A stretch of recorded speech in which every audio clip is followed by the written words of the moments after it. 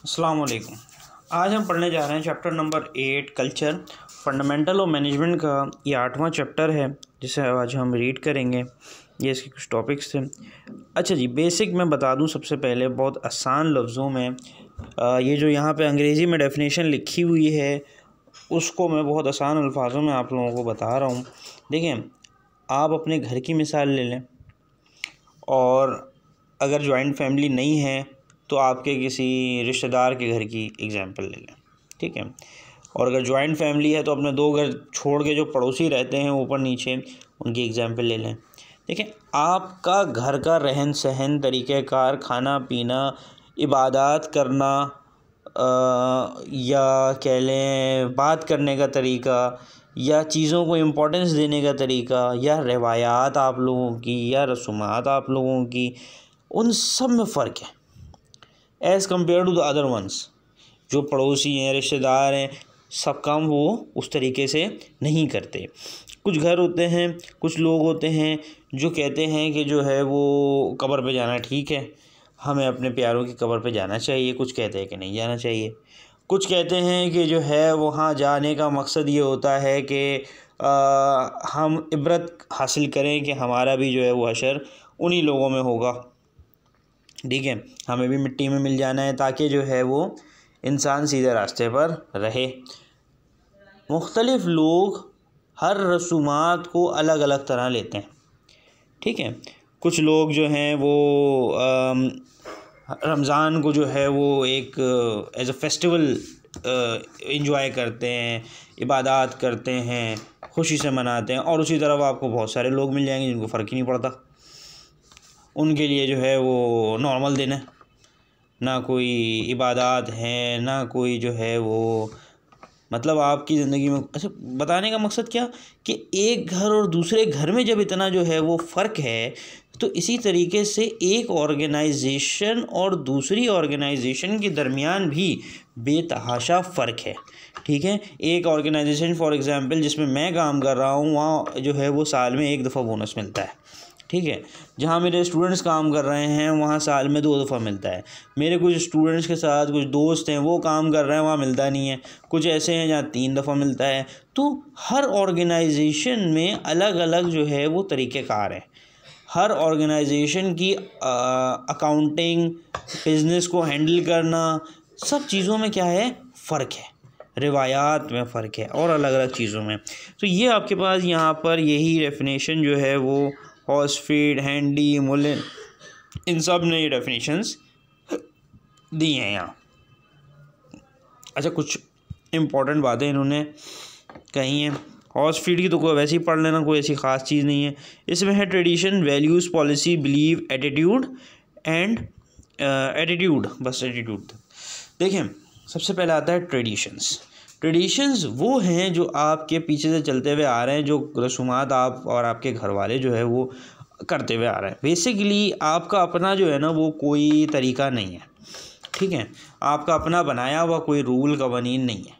जो पीछे से देखते हुए आप आ रहे हैं कि आपके अब्बा ने किया, आपके दादा ने किया, आपके चचा ने किया, आप वही उसको क्या कर रहे हैं, अडॉप्ट कर रहे हैं, ठीक है। और इसी तरह लड़कियां भी जो उनकी अम्मा, नानी, खाला, दादी ये करती हुई आ रही हैं, वो उनको अडॉप्ट कर रही हैं, ठीक है। ट्रेडिशंस हैं, रिवायात पीछे से चलती हुई आ रही हैं। फिर कुछ वैल्यूज़ होती हैं, कुछ कवानीन होती हैं। ये वैल्यूज़ इंसान अपनी खुद बनाता है कि फॉर एग्ज़ाम्पल मैं एज एन ऑफ़िस में जब से काम करता हूँ तो मैंने देखा है ऑफ़िस में जो है ना वो जी हुजूरी वाला कल्चर बहुत ज़्यादा है। लेकिन मेरी वैल्यूज़ जो है ना वो ये नहीं कहती। मेरी वैल्यूज़ कहती हैं जी हुजूरी नहीं, आपको काम आता है, आप अपने काम में परफेक्ट हो, आपको किसी की जी हुजूरी करने की ज़रूरत नहीं है। सही है तो सही है, गलत है तो गलत है, बात वहीं ख़त्म हो जाती है, भले कोई भी हो, भले कैसा भी हो, ठीक है। ये आपकी वैल्यूज़ हैं। फिर पॉलिसीज़ होती हैं। Policies, there are some rules, जिसकी मैंने एग्जांपल दी हमारे ऑफिस में है कि 10 बजे के बाद जो है वो 15 मिनट का आपके पास एडिशनल टाइम होता है, ग्रेस टाइम जिसे कहते हैं आप, तो उसके बाद जो आएगा वो लेट है, ठीक है। तो इसी तरह अलग अलग ऑर्गेनाइजेशन में अलग अलग है। फॉर एग्ज़ाम्पल मैं एक दफ़ा स्कूल पढ़ाता था, तो आज से कोई 5-10 साल पुरानी बात है। तो मैं स्कूल पढ़ाता था तो वहाँ का टाइम ऐसा था, वहाँ की लेट मेरे हिसाब से लगती थी कि वो प्रिंसिपल मुझसे पूछ लेते थे कि सर आप कितने बजे आएंगे, तो बता दें ताकि उसके बाद जो है ना वो फिर हम लेट लगा दें आपकी। मैंने बोला मैं 8:05 पे आऊँगा, जब असेंबली ख़त्म हो जाएगी मैं आ जाऊँगा और मैं अपनी क्लास स्टार्ट कर दूँगा। मैंने 8:05 लगा दिया। जब मैं 8:10 पे आता या 8:30 पे आता या आता नहीं तो वो एक लेट अलग हो जाती। तो क्या अलग अलग कल्चर, अलग अलग तरीक़ेकार जो हैं वो होते हैं पॉलिसीज़ के। बिलीव आपकी यकीन है मुख्तलिफ़ चीज़ों में आपको करना। एटीट्यूड जो है ना एक बहुत ही लगता है तो बहुत सिंपल वर्ड है, ठीक है, गुरूर होना या किसी को कमतर समझना, मगर एटीट्यूड के बैकग्राउंड की मीनिंग जो है ना वो बड़े अलग है। एटीट्यूड, एक काम करते हैं एटीट्यूड को रोकते हैं फ़िलहाल। एटीट्यूड इसी पॉइंट्स में ना आगे एक जगह पे आएगा और बड़ा तफसीली जो है ना वो आएगा। मैं पेज नंबर भी बता दूँ थोड़ी देर में। एटीट्यूड को ज़रा थोड़ा सा तफसीली इसलिए देखना होगा, ज़रा समझ तो आई होता क्या है। हमने अक्सर व बेशतर सुना तो है एटीट्यूड दिखा रहा है और गुस्सा कर रहा है और यूँ कर रहा है, मगर हमें पता ही नहीं तो बेसिक मीनिंग ऑफ एटीट्यूड जो है ना वो क्या है, ठीक है। चलें आगे चलते हैं। मैं अगर शॉर्ट ब्रीफ अगर मैं भूल गया आगे बताना तो एक शॉर्ट बता देता हूँ। बेसिक क्या है, आपकी थिंकिंग है, आपकी जो फीलिंग्स हैं किसी भी चीज़ के बारे में, ठीक है, आपकी फीलिंग्स किसी भी चीज़ के बारे में, आपकी सोच किसी भी चीज़ के बारे में, वो आपका एटीट्यूड जो है वो क्या करती है, डिस्क्राइब करती है, ठीक है। आपका एटीट्यूड जो है आपकी सोच पर मबनी हो जाता है। आपका जो व्यूनेस है, आपका जो नज़रिया है वो आपका एटीट्यूड बन जाता है। बोल्ड है तो ठीक है भाई, आप बेबाक जो हैं वो सवाल जवाब कर रहे होते हैं, एक तरीका ये है। तो खैर आई होप कि यहाँ तक ये पॉइंट क्लियर होंगे। हमें आगे बढ़ना चाहिए, बहुत ज़्यादा वक्त इस टॉपिक पे, क्योंकि देखो मैंने इसको तफसीली इसलिए बताया कि ये पूरा चैप्टर इसी पे बेस करता है, हम यहीं घूमते रहेंगे, ठीक है। सो अब हमारे पास यहाँ पर है शेयर्ड वैल्यूज़ एंड एलिमेंट। वही पॉइंट दोबारा आ गया, शेयर्ड वैल्यूज़ और बिलीव्स वही हैं जिस पे आप यकीन रखते हैं, वही पहला पॉइंट है। सेकंड पॉइंट कहता है innovation, believing we are the most innovative in our field. ये यकीन रखना कि आप सबसे ज़्यादा जो है वो इनोवेशन कर सकते हैं, आप अपनी फील्ड में नए आइडियाज़ नए प्लान्स ला सकते हैं, ठीक है, अपने ऊपर यकीन रखें। फिर आपके पास है वैल्यू ऑफ कस्टमर सर्विसेज, कि आप अपने कस्टमर की वैल्यू रखें। अटैम्प्ट टू डिलीवर, मतलब सही तरीके से काम करें, ठीक है, सारे काम क्या हों ऑन परफेक्ट टाइम, परफेक्ट तरीक़ेकार से, हाई क्वालिटी के साथ आपके सारे काम। तो बेसिक बताना क्या है इसमें कि आप जो है वो सही बेस्ट वे में जो है वो क्या करें, काम करें। नॉर्म्स बेसिकली लोगों के वो बिहेवियर हैं जो वो लोगों को देखकर सीखते हैं, ठीक है, या अपनी फैमिली को देखकर सीख रहे होते हैं, ठीक है, कि क्या सही और क्या गलत। देखें मैं बताऊं, एक इंसान अपने लिए या अपने करीबी लोगों के लिए सही गलत का फैसला रखने का अहल है, मगर कौन, सवाल ही आता है। अहल तो सब है, हर कोई अपना अपना फैसला कर रहा होता है। बेहतर फैसला किसका होता है, जो जितना ज़्यादा इल्म रखता है, जो जितनी ज़्यादा नॉलेज रखता है, उसका फ़ैसला उतना ज़्यादा क्या होता है, दुरुस्त होता है, ठीक है। तो मेरी एक आपको एक पर्सनल एडवाइस है, सबको है, अपनी फैमिलीज़ को, अपने घर वाले जो करीबी जितने भी हैं उनको स्टडी करें, देखें उन्हें, सीखें उनसे। 100 गलतियाँ करेंगे वो, उनकी गलतियों को सीखें, ना कि आप भी वहीं जाके ठोकर खाएं और फिर सीखें। उससे लाख दर्जे बेहतर है सैकड़ों मुसीबतें आपके घर वालों में, आपके रिश्तेदारों में और दोस्त अहबाबों में देखी होंगी आपने। उनको देखें, उनसे सीखें, ताकि आपको वो नुकसान ना हो, क्योंकि ये एक नॉलेज है, एक्सपीरियंस इज़ अ नॉलेज। जितना ज़्यादा एक्सपीरियंस, अब फॉर एग्ज़ाम्पल मिसाल ले लो, एक इंसान जिसने 10 साल किसी कंपनी में काम किया है वो, और आप जो है वो ICMA की एक क्वालिफाइड डिग्री लेके जाएं, वो दोनों की वर्थ बराबर है। क्यों, आप पढ़ कर आए हैं और वो अपनी एक्सपीरियंस से आया है, और जहाँ ये दोनों मिल गए आप डबल हो गए, क्योंकि आपके पास नॉलेज है, पढ़ा हुआ है आपने, एक्सपीरियंस भी आ गया, आप डबल हो गए। क्लियर है। अब जितनी ज़्यादा नॉलेज, अब भाई एक्सपीरियंस के साथ आएगा, तो क्या हम अपने बड़ों का एक्सपीरियंस हासिल करने के लिए अब बुढ़े हों? नहीं भाई, बुढ़ों से सीख लो, वो गुजार रहे हैं अपनी लाइफ। ठीक है, मैंने अल्लाह ताला जो है वो मेरे दादा को जन्नत नसीब अता करे, उनका इंतकाल हो गया था इस रमज़ान में। तो मैंने उनसे बड़ी बहुत सारी चीज़ें सीखी। क्या कि वो अपनी 80 साल की उम्र में 4-4, 5-5 किलोमीटर जो है वो चल रहे होते थे। क्यों है भाई? पैदल निकल गए। वो फलानी जो है ना, वो हलवा पूरी खानी है, पैदल जा रहे हैं, पैदल आ रहे हैं, खा रहे हैं, पी रहे हैं, मगर क्या कंट्रोल कर रहे हैं, डाइट कंट्रोल कर रहे हैं, दवाएं ले रहे हैं। मैंने उनसे सीखा कि हाँ भाई, इंसान को अगर बचना है तो उसे अपने ऊपर ख्याल करना होगा। तो मुख्तलिफ़ चीज़ें जो हैं वो आप अपने बड़ों से सीखें, फिर बड़ों की गलतियों से सीखें, क्योंकि वो भी इंसान है, गलती वो भी करते हैं। तो आप बेहतर फ़ैसला लेने के अहल हो जाएंगे। टॉपिक थोड़ा सा जो है ना वो कल्चर और इससे रेलेवेंट ही आता है, तो इसलिए थोड़ा सा आपको लग सकता है कि लेक्चर ज़्यादा है। तो खैर, लोगो, स्लोगन, जिंगल्स। देखें, लोगोज़ आपको मैं अगर बताऊं तो फॉर एग्ज़ाम्पल हम लोगों की बात करते हैं तो KFC का लोगो ले लें। वो जो क्या नाम है उसका, नाम भूल गया मैं। अरे वो एक बुढ़े चाचा जो नहीं है उसमें बने हुए, पता नहीं क्या नाम था उनका। बहरहाल फॉर एग्ज़ाम्पल आप ले लें समथिंग एल्स, CA का ले लें। CA का चार्टर्ड अकाउंटेंट नाम है उसका, CA जो है वो एक लोगो बना हुआ है। इसी तरीके से आप जो है वो ले लें विंडोज़ ले लें। ठीक है, तो सॉफ्टवेयर है ना विंडोज़, क्या खिड़की बनी हुई है 3-4 अलग अलग रंग की, तो अलग अलग क्या है, लोगोज़। अच्छा, फिर है स्लोगन्स। स्लोगन्स की मिसाल जो है वो ऐसी है कि अगर मुझे याद आ जाए कोई, डॉलेंस लिया तो बात बनी, अगर शायद मैं सही हूँ तो ये भी स्लोगन रहा कि भाई वो डॉलेंस लिया तो बात बनी।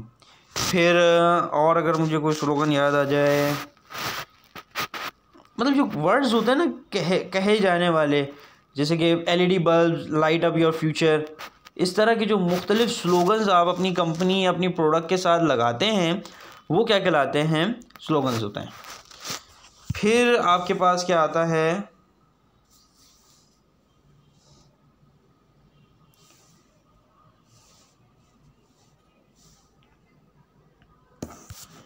जिंगल्स जो हैं वो इतने एडवर्टीज़मेंट मुझे याद है नहीं, लेकिन समटाइम्स एडवर्टीज़मेंट में आप अगर देखें तो एक गाना होता है। फॉर एग्ज़ाम्पल हम एक मोटरोला का ले लें, अक्सर उसकी जो एड्स होते हैं ना उसमें एक वर्ड ज़रूर आता है, हेलो मोटो। ठीक है, क्या है ये, उसका जिंगल है, एक साउंड, एक बैकग्राउंड म्यूज़िक जिसे आप सुनकर पहचान लें यार ये इसका है। आज भी अगर फॉर एग्ज़ाम्पल हम एक मिसाल लें, उसकी वॉल्स वाले की, आप लोगों शायद ना सुनी हो इतनी, लेकिन मैंने तो अपनी बचपन में बहुत सुनी है। उसकी साइकिल पे जो है ना वो आइसक्रीम बेचते हुए आती थी गाड़ी।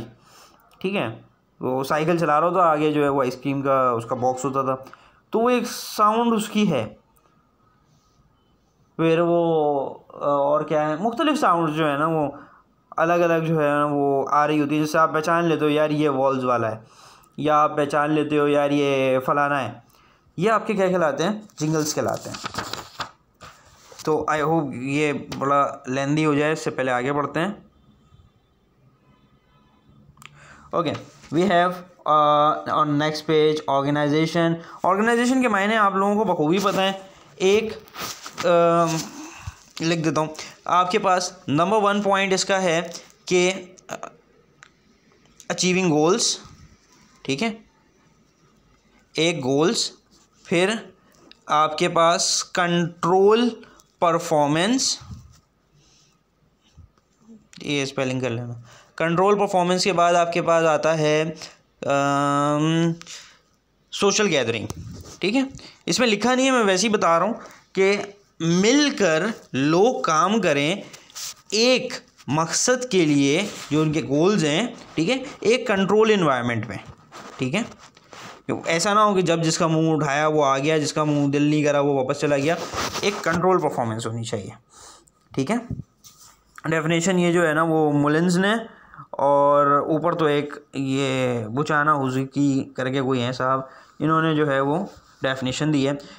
ऑर्गेनाइजेशन का चार्ट बताने जा रहा हूँ, ज़रा समझिएगा। टॉप पर CEO, देखें CEO कहूँ मैं या CFO कहूँ, बात जो है ना वो एक ही है। बताने का मकसद यूँ कि देखो CEO जो है ना वो होता है आपका प्रोडक्शन को देखने वाला, CFO होता है आपके अकाउंट्स का हेड, ये होता है आपके प्रोडक्शन का हेड, ये होता है आपके अकाउंट्स का हेड। दोनों की पोजीशन एक है, दोनों की सैलरी एक है, दोनों की इम्पोर्टेंस एक है। ये जितना प्रोडक्शन को देखेगा वो उतना ही जो है वो हिसाब किताब को देखेगा। क्लियर है? तो आप जो है वो आप अच्छा ICA में आपको ये है CA जो है वो आपको अपॉर्चुनिटी देता है, ACCA अपॉर्चुनिटी देता है कि आप दोनों फील्ड में से किसी भी तरफ चले जाएं, इतनी नॉलेज वो आपको देता है।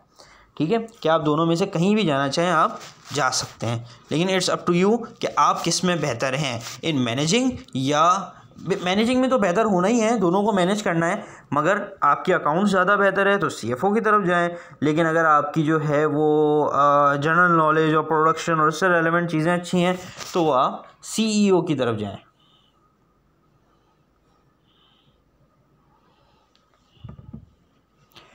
अच्छा जी, अच्छा मैं चार्ट ऑफ उसके बाद जा रहा था। CEO के नीचे जो है ना वो काम करेंगे आपके 6 अदद मैनेजर। ठीक है, अच्छा मैं ये एक मैनेजर ले लेता हूँ। इस एक मैनेजर के नीचे कितने 4 सुपरवाइज़र काम करेंगे और हर सुपरवाइज़र के नीचे 10-10 या 5-5 8-8 एम्प्लॉई काम करेंगे। ये क्या है? आपकी ऑर्गेनाइजेशन का तरीक़ेकार काम करने का।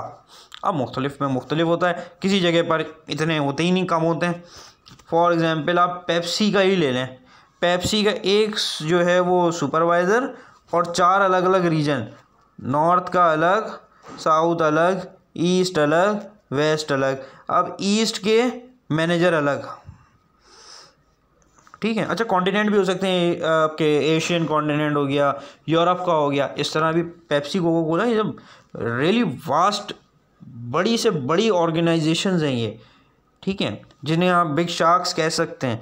तो बड़ी ऑर्गेनाइजेशन होने की वजह से क्या है कि आपके पास जो है वो क्या प्रोवाइड कर रही हैं, मुख्तलिफ़ तौर पे आपको जब वो आपको सर्विसेज दे रही हैं तो उसके बाद या प्रोडक्शन आपको गुड्स प्रोवाइड कर रही हैं तो उसके फिर अकाउंटिंग, उसकी तरीक़ेकार, उसमें भी जो है वो बहुत वास्ट आपके पास डेटा मटेरियल होगा। अच्छा जी, फिर आ जाते हैं मैकेंसी 7S मॉडल्स पे। मैंने आगे ये चैप्टर में 10 में समझा दिया है, मगर बात ये है कि वो दोबारा आएगा तो वहाँ भी पढ़ लेना, यहाँ भी है ही। अच्छा जी, सबसे पहले इन 7 मॉडल में आपके पास है स्ट्रेटजी, कि सबसे पहली चीज़ है आप स्ट्रेटजी जो है वो प्लान करें कि क्या आपकी जो है वो प्लान होना चाहिए। प्लान के बाद फिर आप उसका स्ट्रक्चर क्रिएट करें कि ये काम इस तरीके से होगा। अब जब आपको पता चल गया ये काम होना है, इस तरीके से हो रहा है, फिर आप उसकी सिस्टम बिठाएंगे, इन्फॉर्मेशन कलेक्ट करेंगे, उस इन्फॉर्मेशन को प्रोसेस करेंगे ताकि आप एक आउटपुट क्रिएट कर सकें अच्छे से अच्छा। फिर आपके पास आती है शेयर्ड वैल्यूज़। शेयर्ड वैल्यूज़ क्या है कि आप मुख्तलिफ़ आइडेंटिटीज़, मुख्तलिफ मानने वाले, मुख्तलिफ कल्चर, मुख्तलिफ स्किल्स, मुख्तलिफ लोगों को जमा करेंगे, अलग अलग लोगों को जमा करेंगे और उनसे क्या करवाने की कोशिश करेंगे, अपने गोल्स को अचीव करवाने की कोशिश करेंगे। फिर आपके पास आ जाता है स्टाइल। स्टाइल है हर ऑर्गेनाइजेशन या मैनेजर का कल्चर। देखें, मैं अपनी ऑर्गेनाइजेशन की बात इसलिए अक्सर करता हूँ कि यार मैंने वहाँ से बहुत कुछ सीखा है, मैंने बहुत कुछ देखा वहाँ, तो मैं आपके साथ भी उसको शेयर करता हूँ ताकि आप भी उससे नॉलेज हासिल करें। मैंने अपनी ऑर्गेनाइजेशन में जब मैं वहाँ गया तो वहाँ पे 1 हफ़्ते पहले जो है वो वहाँ के जो हेड थे, ठीक है, हेड से मुराद कह लें सबसे हाईएस्ट पोस्ट के जो मैनेजर थे वहाँ, तो वो बेसिकली जो है ना उनका इंतकाल हो गया था, तो उनकी जगह जो है वो नए CFO आए। तो जो पुराने CFO थे या पुराने हेड थे उनका तरीक़ेकार था दोस्ताना, जिसे हम लीडर्स कहते हैं, वो लीडर थे। फिर अब जो आए हैं वो आए हैं मैनेजर, वो मैनेज कर रहे हैं। तो दोनों के कल्चर में बहुत बड़ा डिफरेंस था, स्टाइल में बहुत बड़ा फ़र्क था। उसके कॉन्सिक्वेंसेस ऑर्गेनाइजेशन को अभी भी देख रहा है वो। मैं जानता हूँ 1 महीना 6 महीना 1 साल में ये सब नॉर्मल हो जाएगा, कोई बात नहीं, वो भी बराबर हो जाएगा। तो बात क्या कि हर ऑर्गेनाइजेशन का कल्चर अलग, हर मैनेजर का, हर इंडिविजुअल का कल्चर, स्टाइल, बिहेवियर सब अलग अलग है। अच्छा, वही सब यहाँ नीचे भी है। फिर आपके पास आता है आपका स्टाफ। अच्छा, स्किल्स मैंने शायद मिस कर दिया। हाँ, स्किल्स क्या है, हर शख्स के पास जो है वो अलग अलग मुख्तलिफ क्या होती हैं, स्किल्स होती हैं जिनको यूटिलाइज़ किया जाता है।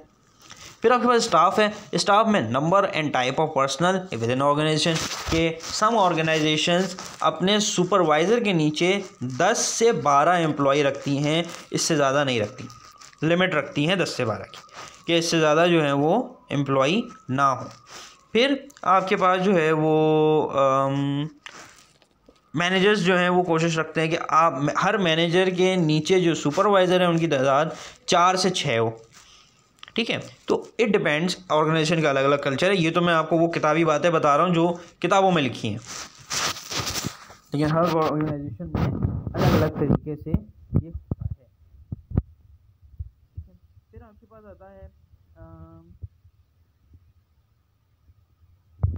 एक important point, the hard and soft model. ठीक है, हार्ड एलिमेंट्स जो हैं वो ये हैं, अभी हमने 7 एलिमेंट्स पढ़े ना, 7 एलिमेंट्स में स्ट्रेटजी, स्ट्रक्चर एंड सिस्टम, ये जो 3 है ना ये हार्ड एलिमेंट्स हैं, और ये जो बाकी के 4 हैं इनको सॉफ्ट एलिमेंट कहते हैं। MCQs में से आ सकता है, मार्क करें इसमें से कौन सा हार्ड नहीं है या सॉफ्ट है, तो आपको पता होना चाहिए।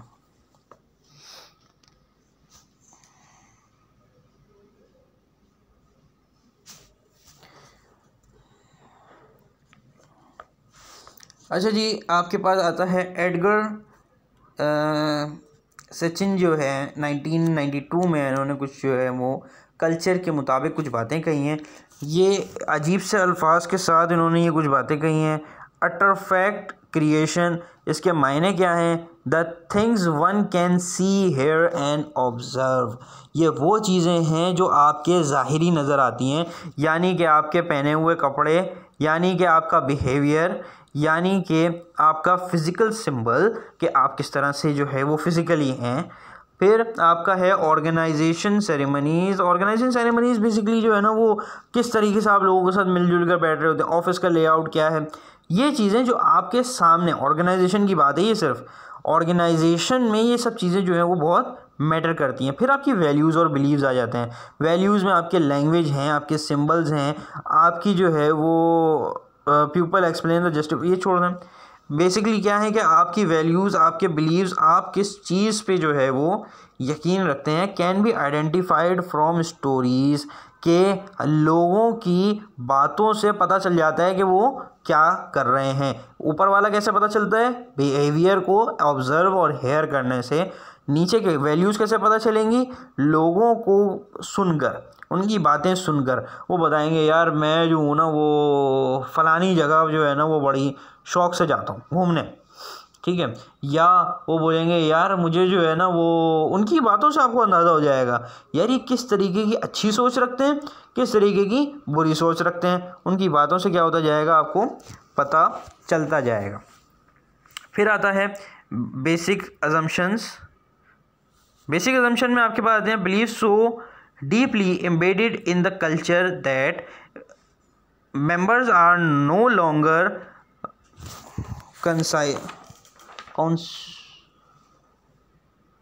कंसाइजली, पता नहीं क्या लिखा हुआ, अवेयर ऑफ देम।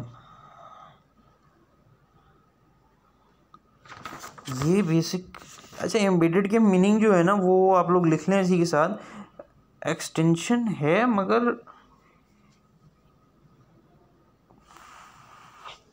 अच्छा ये वो है आपके पास जो है ना वो कुछ लोग ऐसे होते हैं जो बहुत एक्सट्रीम होते हैं। देखिए एक्सट्रीमिज़म अच्छे बुरे दोनों में जो है ना वो बहुत बुरा है, ठीक है।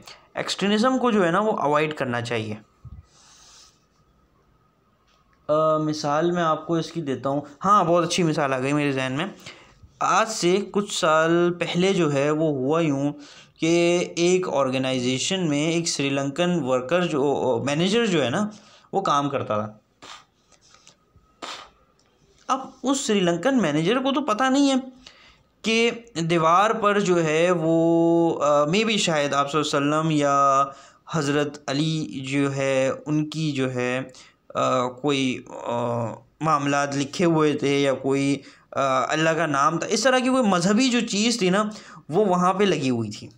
ठीक है, तो उसने अपने वर्कर्स को कहा था भाई सफाई करो सफाई करो, उसने वो भी निकाल के वहाँ से अलग कर दी। अव्वल आलम उसने उसको फेंका या क्या भी किया मैं नहीं जानता, लेकिन एज़ अ मुस्लिम हमें किसी भी ऐसे शख्स को जो इल्म नहीं रखता, जो जानता नहीं है, अल्लाह यहाँ तक रखता है कि जो चीज़ आप एज़ अ मुस्लिम आपको नहीं पता उसका जवाब सवाल आपको नहीं करना। फॉर एग्ज़ाम्पल, अगर आपको किसी ने नमाज़ पढ़ना या नमाज के बारे में नहीं बताया, आप मुसलमान हैं, आप अल्लाह पे यकीन रखते हैं, लेकिन किसी के पास इल्म नहीं था कि आपको सही तरीके से नमाज़ पढ़ना सिखा सके या कुरान पढ़ना सिखा सके, तो आपको उसका गुनाह नहीं मिलेगा। मगर ऐसा शख्स जो इल्म नहीं रखता था, एक्सट्रीमिज़म ने, शिद्दत पसंदी ने क्या किया, उस शख्स को जो है ना वो मार दिया। 300 लोगों ने जो है ना उस एक आदमी को तड़पा तड़पा के और बहुत बुरे तरीके से जो है ना वो मारा। एक्सट्रीमिज़म है। ठीक है, किसी भी चीज़ के बारे में बेतहाशा एक्सट्रीम हो जाना बहुत ज़्यादा जो है वो प्रॉब्लमेटिक होता है इन ऑर्गेनाइजेशन, तो इसका बड़ा ख्याल रखने की ज़रूरत होती है।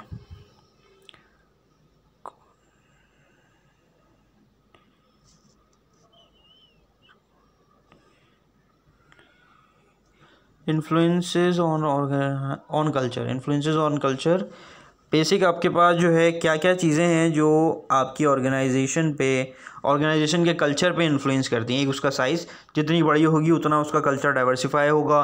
टेक्नोलॉजी, जितनी अच्छी टेक्नोलॉजी यूज़ करेगी उस हिसाब से, ख़राब यूज़ करेगी उस हिसाब से।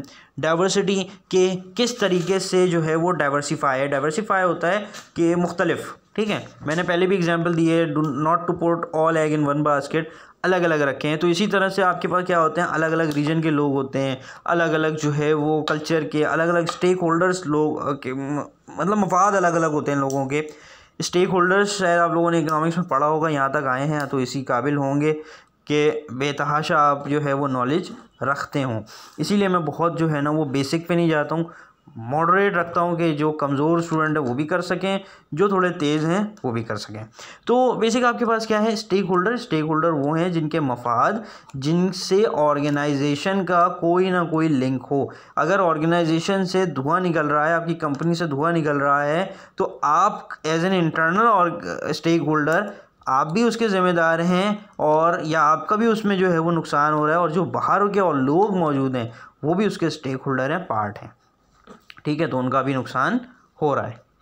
फिर आपके पास आती है एज, कि ऑर्गेनाइजेशन में जो है ना वो आपने यंगस्टर बिठाए हुए हैं या बूढ़े बिठाए हुए हैं, या किस तरीके का जो है ना आपके पास लोग हैं। देखिए मैं आपको बताऊं, आप बहुत ज़्यादा यंगस्टर बिठाएंगे तो होगा यूँ कि ज़्यादा तफरीह ज़्यादा होगी।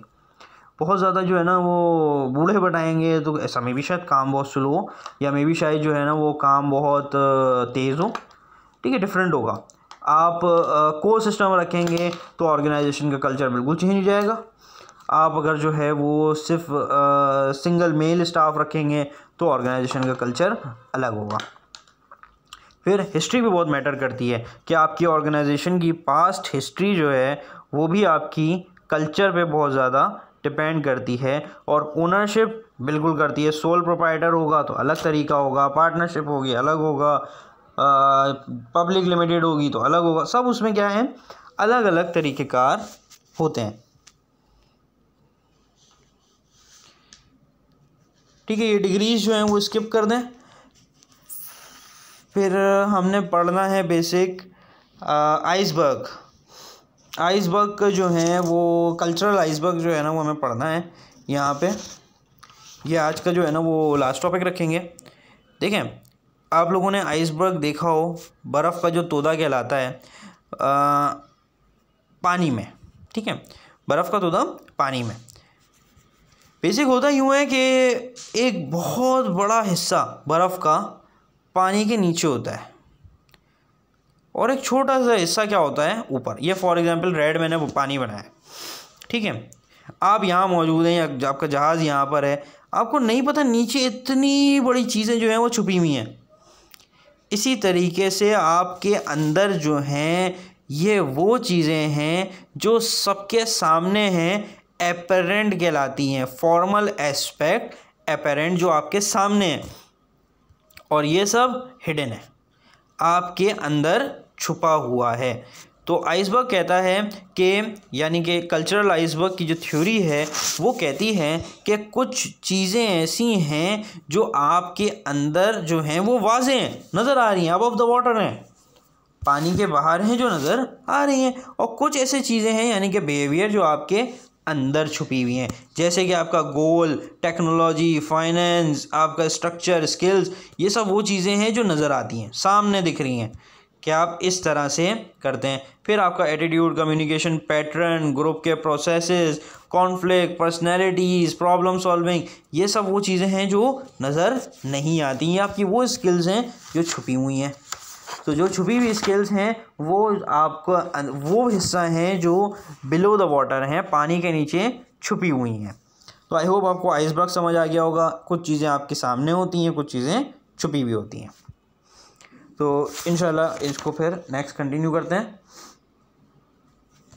समटाइम्स ऐसा होता है मेरे जहन में कुछ पॉइंट्स नहीं आते, तो वो मैं अपनी नेक्स्ट वीडियो में जो है वो बैक जाके आपको दोबारा बता दूंगा। तो अगर कोई ऐसे पॉइंट्स रह गए तो ठीक है। तो अस्सलाम वालेकुम, आई होप कि आपको समझ आ गया होगा।